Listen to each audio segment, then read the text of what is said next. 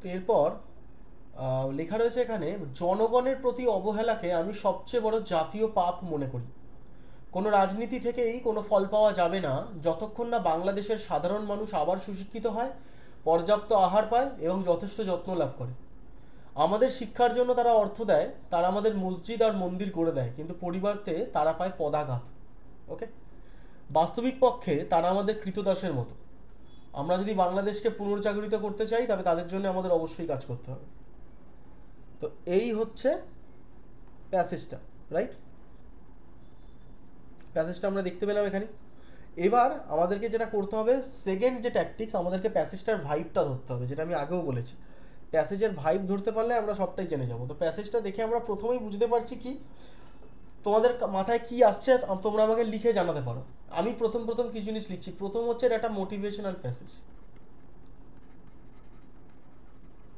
ওকে, motivational passage. দেখো, একটা মোটিভেশনের কথা আসছে, মানে একটা একটা বার্তা দিচ্ছে, এটা একটা স্পিচ।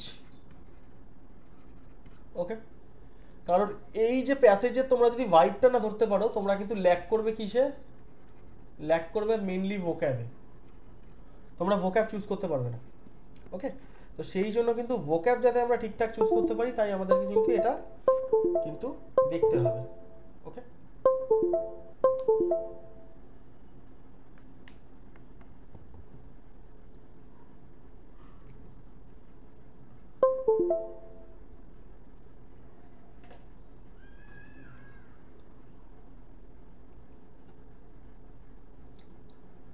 তো প্রথম লাইনটা ট্রান্সলেশনটা তোমরা করো। একদম প্রথমে যেটা রয়েছে, জনগণের প্রতি অবহেলাকে আমি সবচেয়ে বড় জাতীয় পাপ বলে মনে করি। পড়ে পড়ে করো। আমি ভিডিওতে সবভাবে বুঝিয়ে দিয়েছি যে কিভাবে হতে পারে।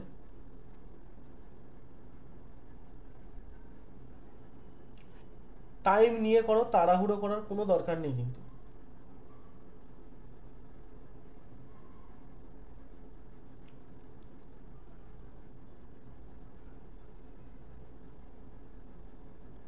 প্রত্যেকে করো। জনগণের প্রতি অবহেলাকে, এটাকে ভাগ করো এইভাবে। এক, আমি সবচেয়ে বড় জাতীয় পাপ বলে মনে করি। অর্থাৎ কাউকে দিয়ে এটা স্টার্ট হচ্ছে, সুতরাং এটা আই দিয়ে স্টার্ট হবে। ওকে, আই দিয়ে লিখতে পারো।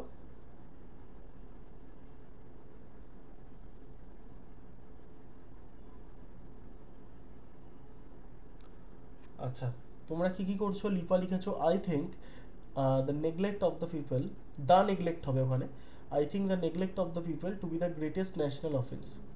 এটা ঠিক আছে। Soma, I consider the neglect, ওই দাটা বসবে, ঠিক আছে? I consider the neglect of the people. Okay, I consider the neglect of the people to be the greatest national sin. বাকিটা লেখো, তোমারটাও ঠিক আছে।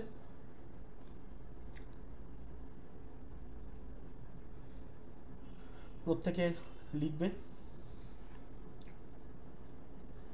এখানে থিঙ্কের থেকে কনসিডার কথাটা ভালো যাবে, তো লাইক কনসিডার করলাম, আরামসে শিখে যাবে। আমরা একটু উল্টো করেও করতে পারি, আই কনসিডার দ্যাট। দেখো, যে আমি কনসিডার করি যে সবচেয়ে বড় পাপ, that the greatest national sin, কারণ জাতীয় পাপ বলা হয়েছে, ঠিক আছে? তো এটা একটা গ্রেটেস্ট ন্যাশনাল সিন, যেটা সময়ও লিখেছো দেখতে পাচ্ছি। The greatest national sin, national সিনটা কি? গ্রেটেস্ট ন্যাশনাল সিনটা কি? Is the neglect of the মাস।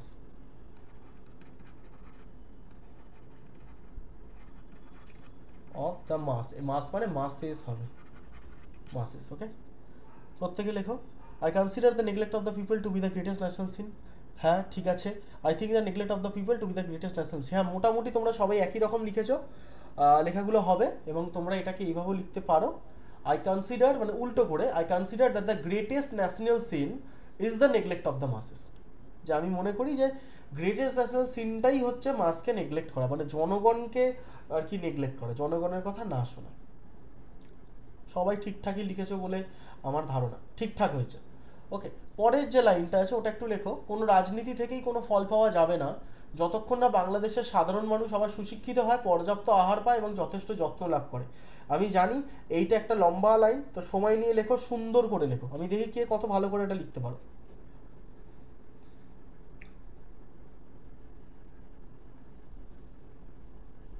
প্রত্যেকে লেখো।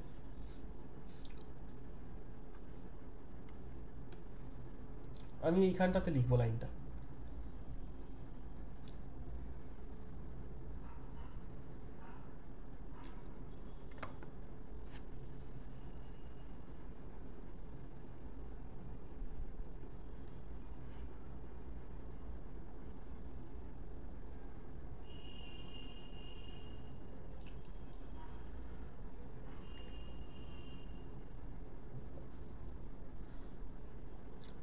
কোনো রাজনীতি থেকেই কোনো ফল পাওয়া যাবে না যতক্ষণ না বাংলাদেশের মানুষ আবার সুশিক্ষিত হয়।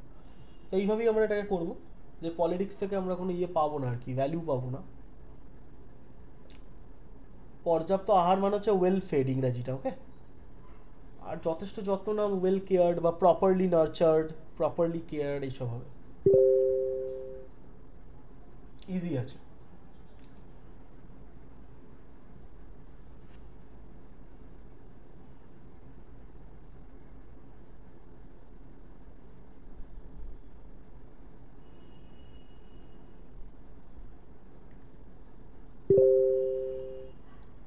টাইম নিয়েই লেখো, কোনো অসুবিধা নেই। এখানে একদম তোমাদেরকে একদম পেন বাই পেন শিখিয়ে দেবো। কোনো রাজনীতি থেকেই কোনো ফল পাওয়া যাবে না যতক্ষণ না বাংলাদেশের মানুষ আবার সুশিক্ষিত হয়।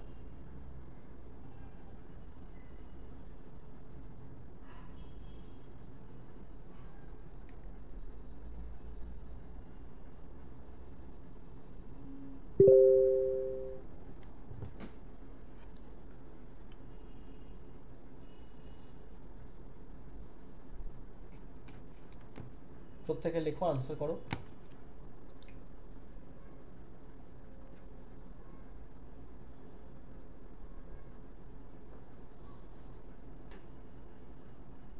প্যাসেজটা একটু ভালো করে পড়লেই পুরো বিষয়টা সম্পর্কে একটা আইডিয়া তোমরা সকলেই পেয়ে যাবে।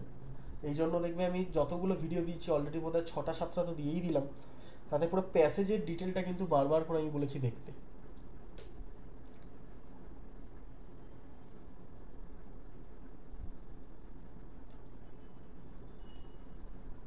আচ্ছা, সময় যেটা লিখেছো আমি একবার পড়বো।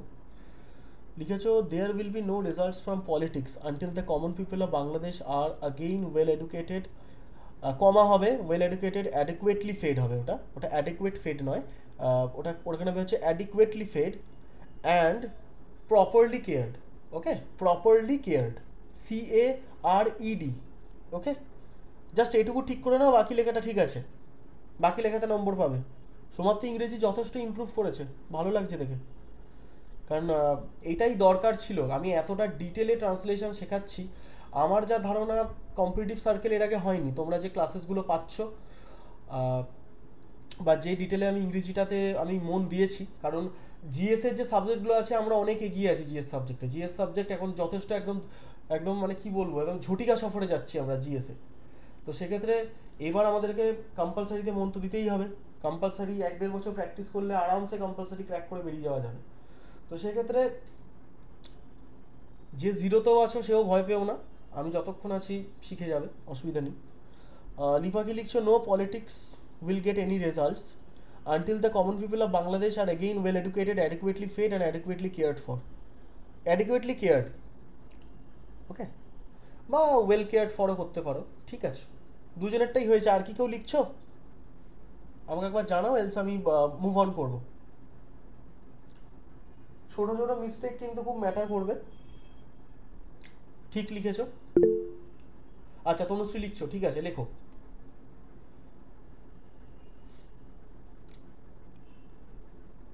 লেখো।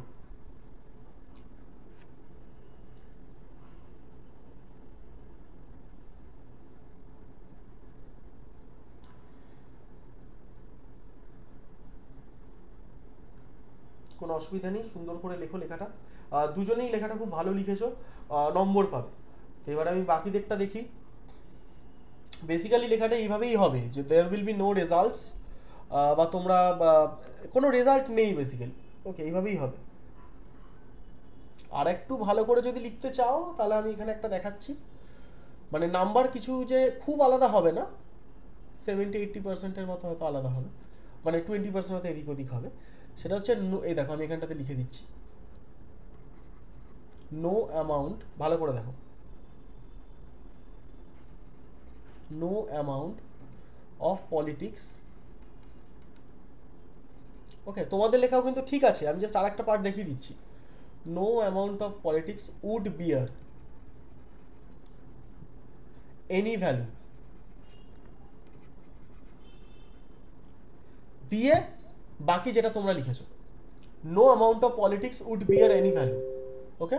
মানে বিয়ার মানে হচ্ছে কোনো কিছু ক্যারি করা, তো কোনো অ্যামাউন্ট অফ পলিটিক্সই, তুমি যে পলিটিক্সেই যাও বা যে দলের সঙ্গে তুমি যুক্ত থাকো না কেন, কোনো ভ্যালু পাবে না দিনের শেষে, ওকে, আনটিল দেশের জনগণ ভালো আছে।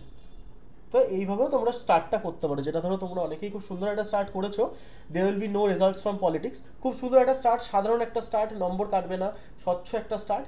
এটাকে তোমরা আরেকটু অ্যাডভান্স করতে পারো, লেভেল আপ করতে পারো এইভাবে করে, no amount of politics would bear any value, okay, দিয়ে বাকি লেখাটা লিখে দিতে পারো, সেটা তো তোমরা পারবেই আমি জানি। তনুশ্রী লেখাটা পেয়েছি, there will be no effect of politics until the common people of Bangladesh are again well educated, ওই কমাটা একটু দিও প্লিজ, অ্যাডিকুয়েটলি ফেড হবে, okay, adequately fed and cared for, ঠিক আছে, সুন্দর হয়েছে। পরেরটা, আমাদের শিক্ষার জন্য তারা অর্থ দেয় আর আমাদের মসজিদ গড়ে দেয়, কিন্তু পরিবর্তে পায় তারা পদাঘাত, এটা একটু করো।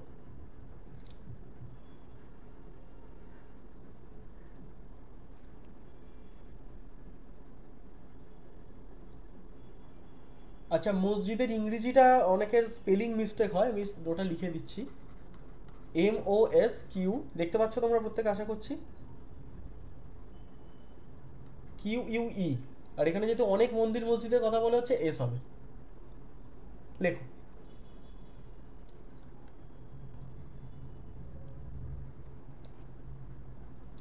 প্রত্যেকে ট্রাই করো। আচ্ছা, ঋতুপর্ণা সহেলি যদি পারো একটু ট্রাই করো, অল্প অল্প করে।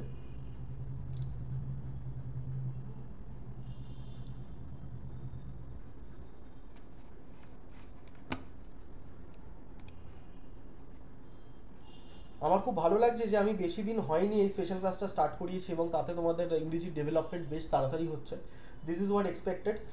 এই জাস্ট রিদমটাকে ধরে রাখো, 1 ইয়ার 1.5 ইয়ারের মধ্যে it will be done, it should be done. আমি একদম বেস থেকেই করাচ্ছি, অসুবিধা থাকার কথা নয়।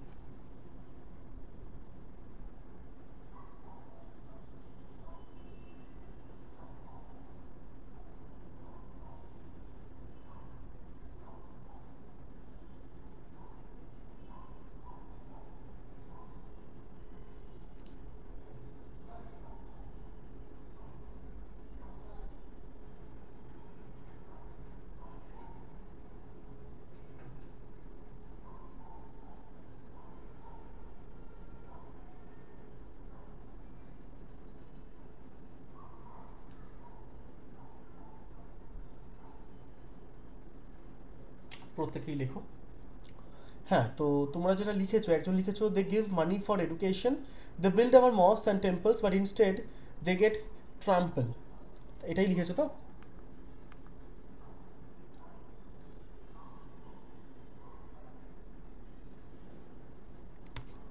ওকে, তো লিপা কি লিখেছো, they give money for our education, they build our temples mosque, instead they get trampled, হ্যাঁ ঠিক আছে,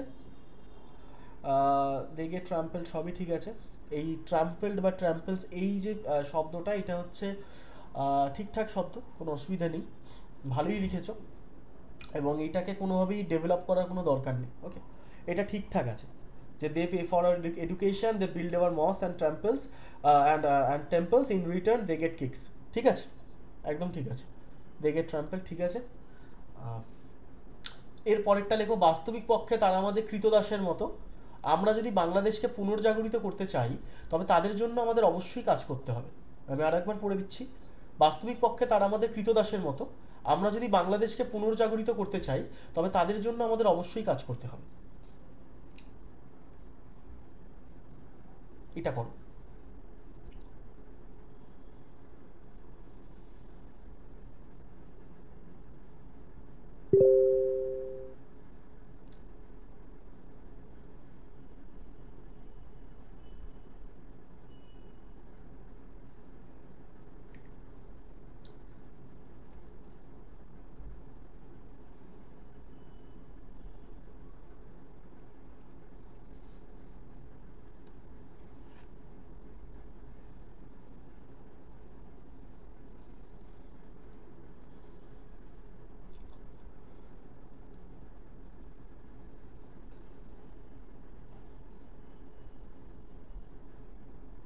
বাস্তবিক পক্ষের ইংরেজিটা তোমরা করতে পারো ইন রিয়েলিটি। ওকে, এবার তারা আমাদের কৃতদাসের মতো, কৃতদাসের ইংরেজি স্লেভস। পুনর্জাগরিত যে শব্দটা তোমরা এখানে পাচ্ছ, এটাকে তোমরা একটু এইভাবে ভাবানুবাদ করতে পারো, রিজেনারেট। হ্যাঁ ঠিক আছে, আস্তে আস্তে করো। রিজেনারেট করতে পারো, রেজুভিনেট করতে পারো, অনেক বানান আছে করতে পারো, অনেক স্পেলিং আছে করতে পারো, অনেক শব্দ আছে করতে পারো, আমি সবটাই ডিটেলে শেখাচ্ছি, তো সেগুলো করতে পারো। এছাড়া আর কি কঠিন শব্দ আছে? আর কোনো কঠিন শব্দ নেই। তো এবার যারা যারা লিখতে শুরু করেছো তারা অল্প অল্প করে লেখার চেষ্টা করো এই শব্দগুলোকে ব্যবহার করে।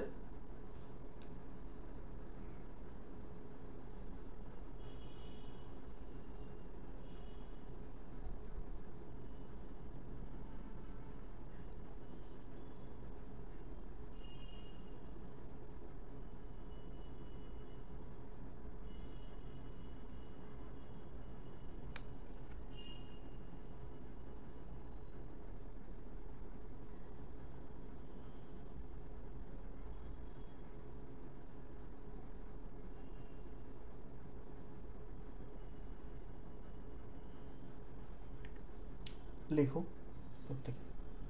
সাউন্ড পুরোপুরি ক্লিয়ার আছে তো? আশা করছি আছে।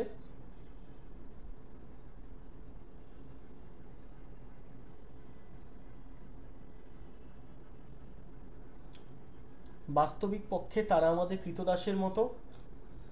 আমরা যদি বাংলাদেশকে পুনর্জাগরিত করতে চাই তবে আমাদের অবশ্যই কাজ করতে হবে। কিভাবে লিখছো? In real they are like our slaves. In reality করবে ওটা, ওকে? তাহলেই হয়ে গেল, আর কিচ্ছু কিচ্ছু চেঞ্জ করতে হবে না। In reality they are like our slaves, it's okay. If we want to revive Bangladesh we must work for them. একদম পারফেক্ট হয়েছে।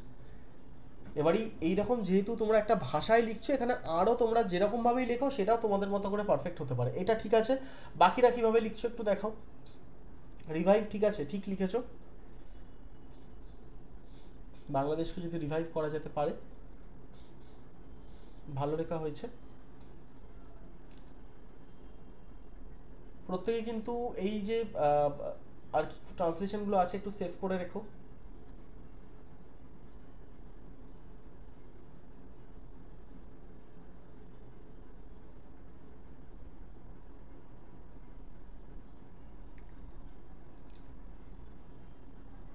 প্রত্যেকেই লেখো।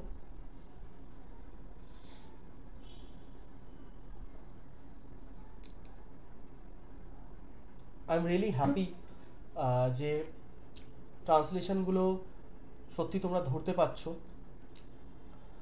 কম্পালসারি ইংলিশ আজকের ডাব্লিউবিসিএস বা যে কোনো পরীক্ষার জন্য খুবই একটা কঠিন পার্ট। ইভেন আমি নিজে ফিল করেছি জিএসের থেকেও কঠিন একটা পার্ট হচ্ছে কম্পালসারি ইংলিশ, এটা আমার নিজের মনে হয়। কম্পালসারি বাংলা এবং ইংরেজি রাদার, কারণ এই দুটোর না খুব বড় মানে খুব মেগামাইন্ড মেন্টার না হলে খুব সমস্যা এই দুটো সাবজেক্টে। এবং যেহেতু আমাদের পশ্চিমবঙ্গের ছেলেমেয়েদের বাংলায় নয় ইংরেজিতে একটা ভয়ঙ্কর ভীতি থাকে, সেক্ষেত্রে ট্রান্সলেশন যদি একবার প্রপারলি শিখে যাও, আমি তোমাদেরকে কনফার্ম করতে পারি 70 থেকে 80% কাজ ধরো তোমার হয়ে গেছে, ওই পেপারটা ধরো হয়ে গেছে। আর ওই জন্যই ট্রান্সলেশনটা শিখতেই সময়টা লাগে, অনেক সময় লাগে। ওকে, এটা শিখে ফেলে আমরা তো শিখেই ফেললে, লেখা তো এসেই গেল হাতে, এরপর নিজেরাও পাতার পর পাতা লিখতে পারবে। লিপা লিখেছে in fact they are like our servants, if we want to revive Bangladesh we must work for them. হ্যাঁ ঠিক আছে, ঠিক আছে, ওকে। এইটাতে মুভ অন করলাম।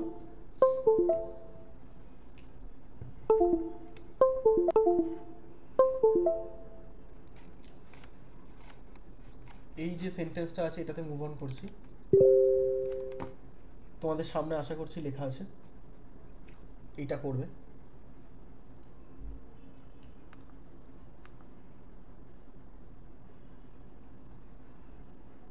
প্রথমে এখানে লেখা আছে সকাল যেমন দিনের পূর্বাভাস দেয় ঠিক তেমনি শিশুই নির্দেশ করে ভবিষ্যতের মানুষটিকে।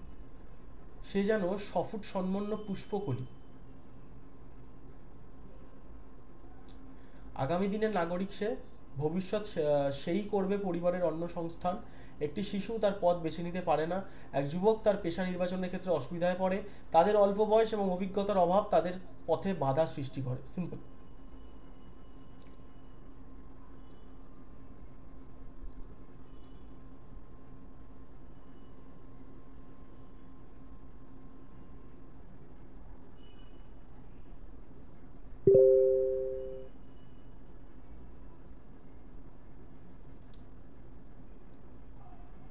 এই স্ফুটনমুখ যে কথাটা লেখা আছে, স্ফুটনমুখ কথাটার অর্থ হচ্ছে বাডিং, অর্থাৎ যেটা ব্লুমিং। ওকে,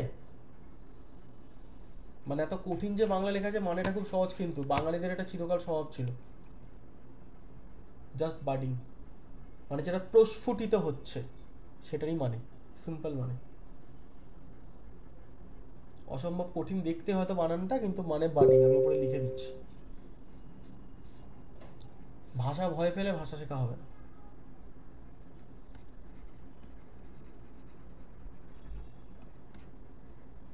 করো এবার। আচ্ছা, তনুশ্রী কি লিখেছো? In reality they are like our slaves, if you want to revive Bangladesh we must work for. ঠিক আছে, কিন্তু স্লেভসের পরে একটা কমা দিও, বা একটা অন্তত ফুল স্টপ দিও। এইটার প্রথম লাইনটা করো।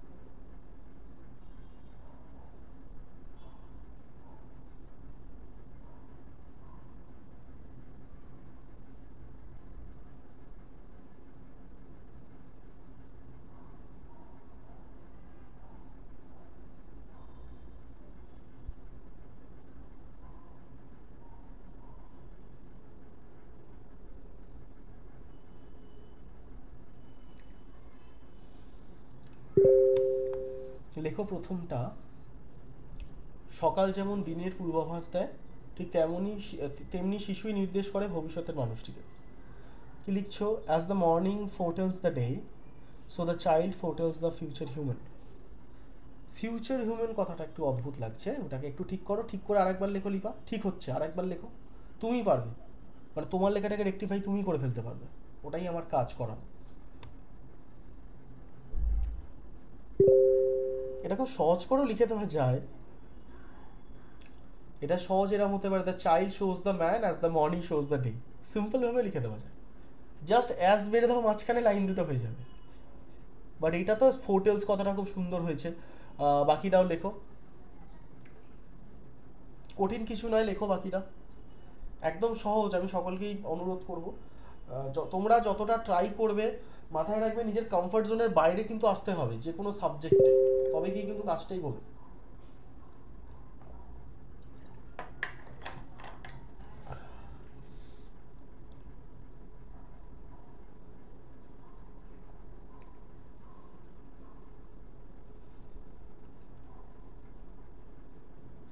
প্রত্যেকে লেখো।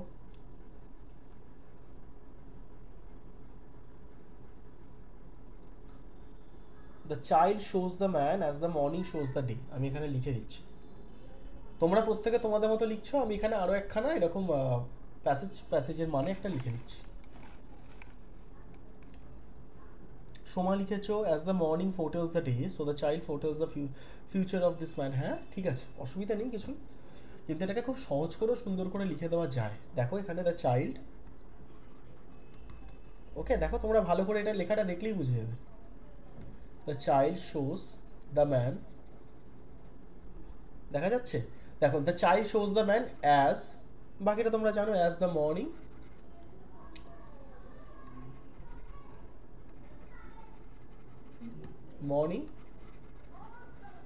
Shows the day. না কোনো গ্রামাটিক্যাল এরার হলো, না কোনো এগ্রিমেন্টে ইস্যু হলো, সাবজেক্ট ভার্বের ইজিলি হয়ে গেল। এতক্ষণ তো আমি ওটাই বললাম, এই যে লিখে দিয়েছি, স্ক্রিনেই তো লেখা রয়েছে, এই যে ওপরে লিখে দিয়েছি বাডিং, দেখো দেখো দেখো, এই যে দেখো শব্দটার ওপরেই আমি ইংরেজি মানেটা লিখে দিয়েছি। আমি জানি অসুবিধা হবে, এটার মানে হচ্ছে প্রস্ফুটিত হওয়া, উইচ ইজ ব্লুমিং। ওকে, এই যে মানেটা আমি লিখে দিয়েছি। As the morning forecasted the day, like the child foretells the future of man. Future of man হবে, বা ফিউচার ম্যানও করতে পারো, ঠিক আছে। সব থেকে সেফ লেখা তোমরা যেগুলো লিখেছো খুব ভালো, কিন্তু কি হয় কোনো কিছুকে খুব কমপ্লেক্স করতে গেলে কিন্তু সেটা খারাপ হয়ে যাওয়ার চান্স থাকে।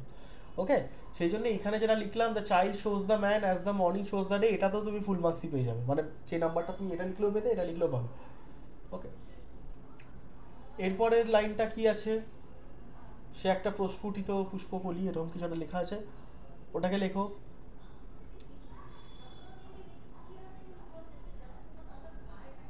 ও আচ্ছা, এখানে একটা ব্যাপার রয়েছে, এই সেটা কে, হি না সি, তাই তো? এখানে একটা কথা বলি, এখানে তুমি হি লিখলেও রাইট হবে, সি লিখলেও রাইট হবে, কিন্তু এমন নয় যে তাই সোমা লিখলো বলে আমার মনে পড়লো she is like a blossoming flower বা budding flower, it's okay, but এটা হি লিখলেও কিন্তু ভুল নয়। ওকে, এবার সাধারণত যে কোনো ভাষাতেই না সে থাকলে, আনটিল তাতে কোনো ফেমিনিন কোনো এক্সাম্পল থাকছে, কোনো নারী কেন্দ্রিক কিছু থাকছে, ওটাকে ছেলেই ধরা হয়। ওকে, ও আচ্ছা, এখানে তো ছেলেই হবে, ওই যে একজন যুবক 3 নম্বরে লেখা আছে, তাহলে এটা কিন্তু সি হবে না, হি হবে, কারণ কোনো যুবক কি করে সি হতে পারে, ওটা তাহলে হি হবে। যে কারণে আমি বারবার বলি প্যাসেজটা শুরু থেকে পড়ে নেবে। দেখো স্যার কিন্তু শুরু থেকেই বলে গেছে যে প্যাসেজ পড়ো, প্যাসেজ পড়ো, প্যাসেজটা শুরু থেকে পড়লেই কিন্তু মিস্টেকটা অ্যাভয়েড হয়ে যেত। ঠিক যেরকম লাস্ট ফিলিংসে যা যা বলেছি সবটা একটুখানি কাউন্ট করে পড়ে গেলে আরও 5, 7, 10 করে বাড়তো। তো এই লাইনটা করো। হ্যাঁ, he is like a blossoming flower হবে। আমি ওপরে পানিটা লিখে দিয়েছি, প্রত্যেক একটু দেখে নাও।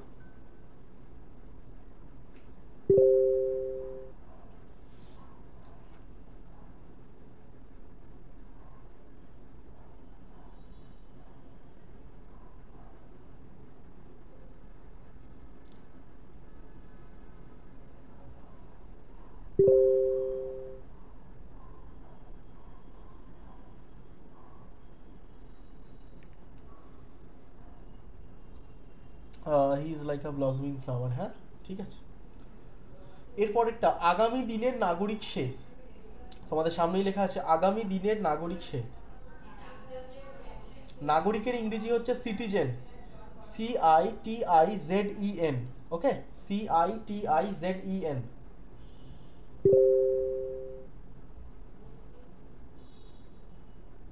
স্পটেড ফ্লাওয়ার হবে না এখানে। দেখো কোনো কিছু সিনোনিম তো তোমরা দেখো, বাট সমস্যাটা হয়ে যায় কি সব সিনোনিম সব জায়গায় যায় না, ঠিক আছে? এইটা একটু সকলে মাথায় রেখো। এটা বাডিং আর ব্লসমিংই হবে, তার মধ্যে একটা বাডিং সব থেকে ভালো হয়, কারণ বার্ডস থেকে হচ্ছে, ইয়েস।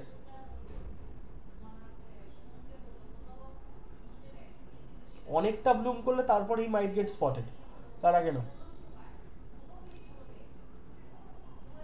বাট আমার খুব ভালো লাগছে, মানে সত্যি আমি ভেরি ইমপ্রেস টুডে। 1.5 মাস হলো বোধ হয় তোমাদের কম্পালসারি মেইন স্টার্ট হয়েছে।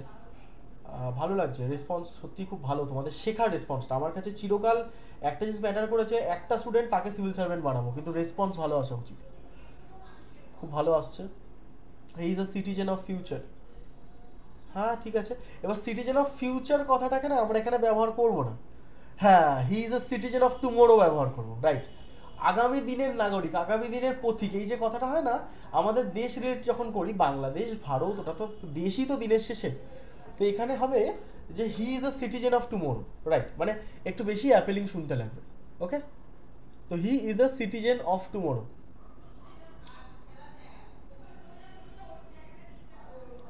এইটা করো, he is a citizen of tomorrow.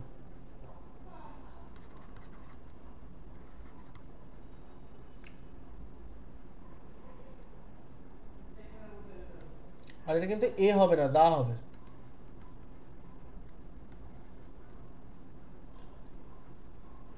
কারণ এখানে একজনের ব্যাপারেই বলা হচ্ছে, তো সেই কারণেই দা হবে, অনেকের কথা বলা হচ্ছে না।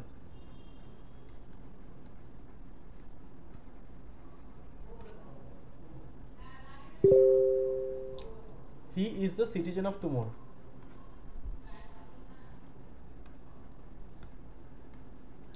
এরপরে কি আছে, ভবিষ্যতে সেই করবে পরিবারের অন্ন সংস্থান, এটা করো। এই অন্ন সংস্থানটাকে আমরা কিন্তু পুরো, আমি যেরকম শিখিয়েছি, অন্ন সংস্থান মানে হচ্ছে ব্রেড আর্নার, ব্রেড আর্নার শব্দটাকে ব্যবহার করো, মানে যে রুটি রুজি ব্যবস্থা করে। দেখবে একটা কোয়েশ্চেন আসে না, who is the bread earner of your family, মানে তোমার পরিবার চালায় কে, এটার ইংরেজিটা সাধারণত আমরা ব্রেড আর্নার কথাটা ব্যবহার করি। ওকে, এই প্রশ্নটা হয়তো আমরা অনেকেই পেয়েছি, who is the bread earner of your family, সেরকম। তো এইবার ব্যবহার করো, কিভাবে করবে তোমরা ভবিষ্যতে, সেই করবে পরিবারের অন্য সংস্থা।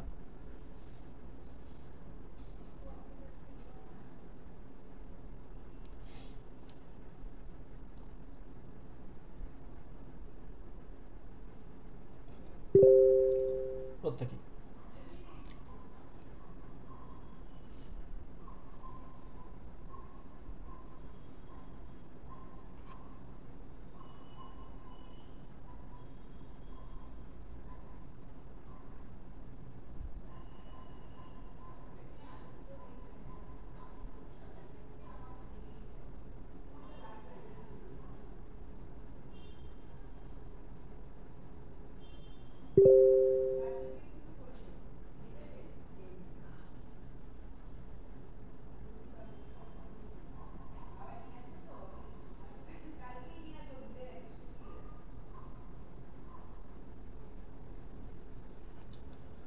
আচ্ছা, in the future the families food security will do that, না এটা হবে না, মানে এটা এটা দাঁড়াচ্ছে না, ঠিক আছে।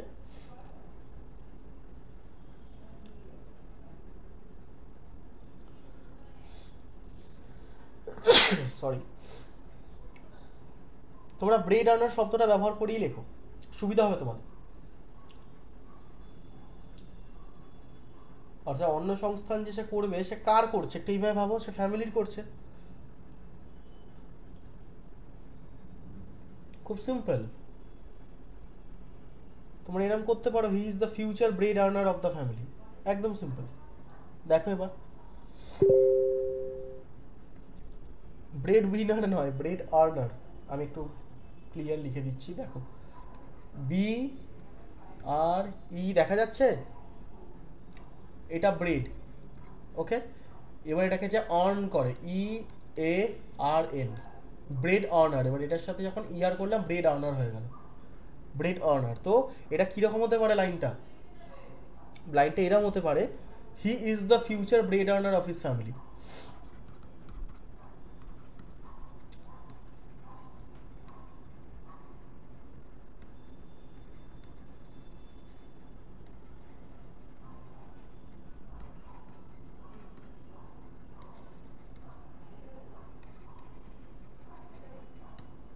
He is the future bread earner of his family. হ্যাঁ, ওটা একসাথে হবে, ঠিক আছে, শব্দটা একসাথে হবে। কিন্তু এবার ব্রেড আর্নার কথাটা আমরা কিভাবে লিখি, ব্রেড দিয়ে মাঝে একটা ছোট্ট হাইফেন দিয়ে দিই। ওকে, ব্রেড আর্নার ছোট্ট একটা হাইফেন দিয়ে দেবে, এটা যাতে ভুল না হয়। প্রত্যেকের কাছে ক্লিয়ার হচ্ছে?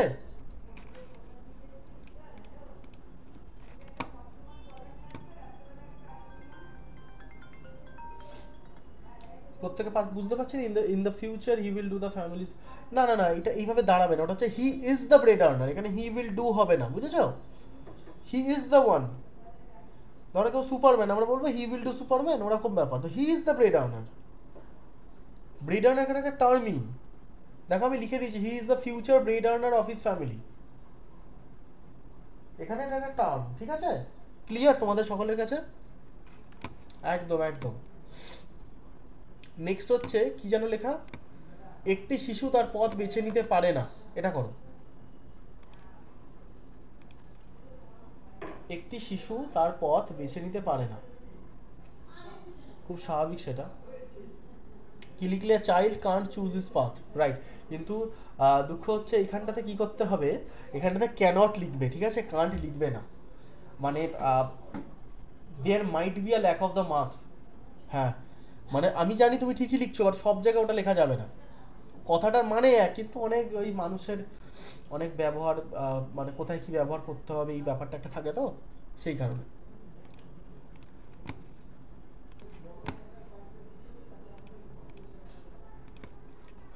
আ child cannot choose his path, হ্যাঁ সব কটা ঠিক আছে, যতজন তোমরা করেছো সবাই ঠিক করেছো। এরপরে হচ্ছে একজন যুবক তার পেশা নির্বাচনের ক্ষেত্রে অসুবিধায় পড়ে,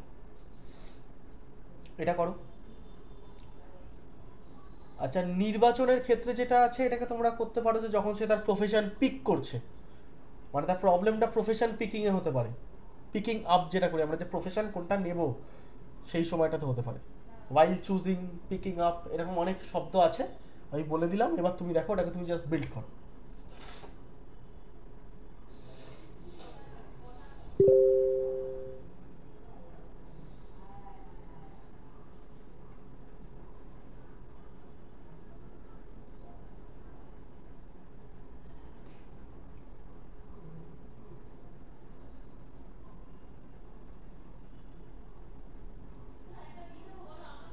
আ ইয়াং ম্যান ফাইন্ডস ইট ডিফারেন্ট হবে না, ডিফিকাল্ট হবে ওটা, ঠিক আছে? দেখো তো তুমি কি ডিফিকাল্ট লিখতে গেছিলে?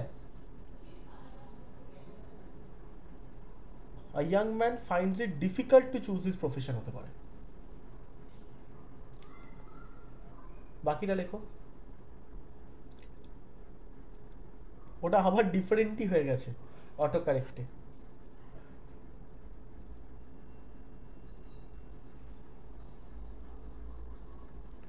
পেশা নির্বাচনের ক্ষেত্রে অসুবিধা হয় সত্যি সত্যি। A young man finds difficulty in picking of his profession. Okay, এরকমভাবে করতে পারো।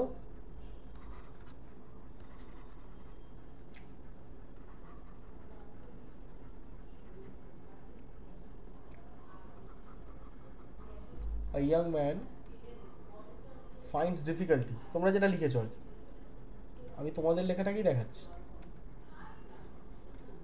A young man finds difficulty in picking up. এই pick up, PICK, pick up, ওইটা কি করা হয়েছে এখানে, ঠিক আছে? পিকিং আপ, আশা করছি ভুল হবে না। পিকিং আপ হিজ প্রফেশন,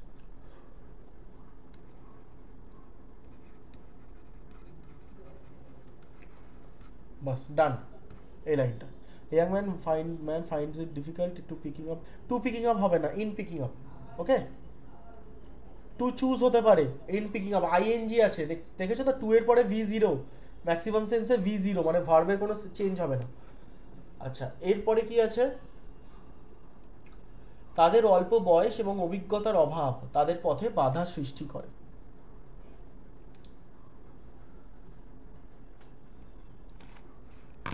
এটা করো।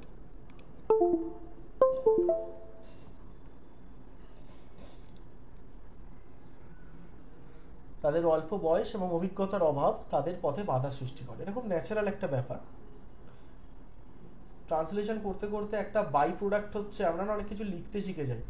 ট্রান্সলেশন শেখার প্রচুর প্রচুর কার্যকারিতা আছে। WBCS এবং তার সমসাময়িক যে এক্সামগুলো তোমরা দিচ্ছ, প্রচুর কার্যকারিতা আছে তার। আচ্ছা সহেলি, তোমার কাছে কি সাউন্ড আসছে? তুমি কি লিখছো? তোমার লেখা পাচ্ছি না আমি।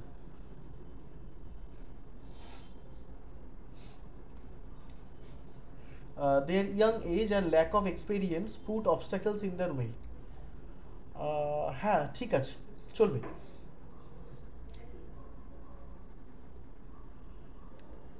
অবস্টাকেল করতে পারো, হিন্ড্রেন্স করতে পারো।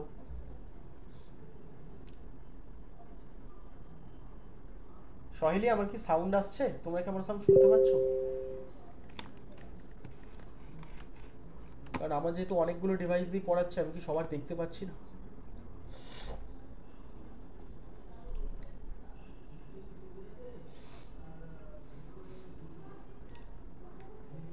আচ্ছা বেশ,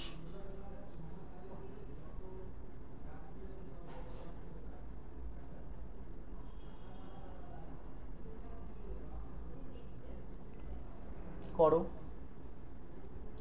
প্রত্যেকে এটা।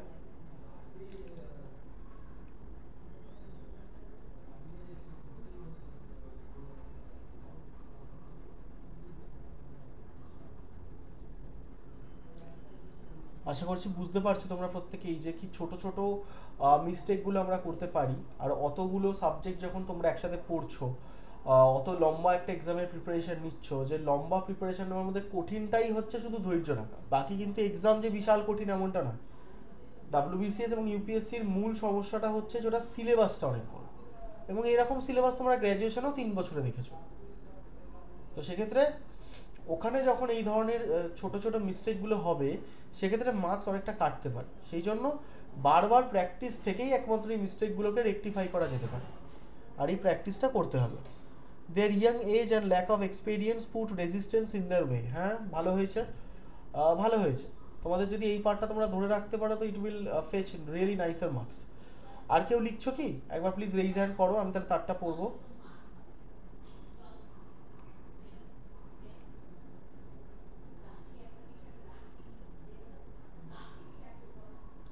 their young age and lack of experience put obstacles in their way।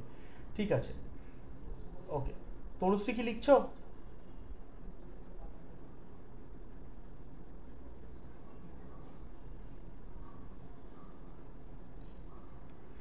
their young age and lack of experience put obstacles in their way। হ্যাঁ, ঠিকঠাক আছে। অবস্টাকলস করতে পারো, রেজিস্ট্যান্স করতে পারো, যেটাই করবে it will go. Operation date, operation date বলতে লাস্ট আমি যেটা করিয়ে বলছি, যাই হোক, এইটা তোমরা প্রত্যেকেই ঠিক লিখেছো। তো আজকে এই দুটো ট্রান্সলেশন ডিটেলে করানোর দরকার ছিল, আমি করিয়ে দিয়েছি। এছাড়া তো প্রচুর ভিডিওস তোমরা পেয়ে যাচ্ছ, মোর দ্যান এনাফ, চলতে থাকবে। আর আমার অপারেশন আপডেট হচ্ছে এটাই যে যেহেতু কন্ডিশনটা খুবই ওয়ার্স হয়ে গিয়েছিল, তো আমি আমার ডক্টর চেঞ্জ করেছি। ডক্টর চেঞ্জ করার কারণটা ছিল হচ্ছে একজন প্যাশনেট ডক্টর আমার একটু দরকার ছিল, rather someone who is very famous, because being passionate হলেই একমাত্র সেটাতে তুমি একটু বুঝতে পারবে যে লোকটার কাছে তুমি গেছো। তো ওখানে গিয়ে আমি আরও বেশ কিছু জিনিস ডিসকভার করতে পারি, যার মধ্যে একটা খুব বেসিক ডিসকভার ছিল হচ্ছে যে আমি অনেকটাই সেভড হয়েছি বাই লাক। হয়তো আমার অতটা সেফ থাকার কথা নয়। তো সেক্ষেত্রে অপারেশনটা উনি সমস্ত কিছু চেক করে দেখলেন যে একটু লেট করবে হয়তো, like it might get postpone to 1 month or 1.5 month। তো তাতে আমি আরও তোমাদের জন্য হিউজ মেটেরিয়াল করার সময় পেয়ে যাবো। ইভেন ওটা হলেও 3-4 ডেজের জন্য জাস্ট আমি হয়তো একটু রেস্টে থাকবো। বাকি তো আমি তো রেস্ট নেওয়ার মানুষ নই, মানে আনটিল আমার হার্টবিট চলছে ততক্ষণ অবধি তো আমি রেস্ট নেবো না, সারা জীবনেই নেবো না। তো সেক্ষেত্রে ওটা কোনো চাপ নেই।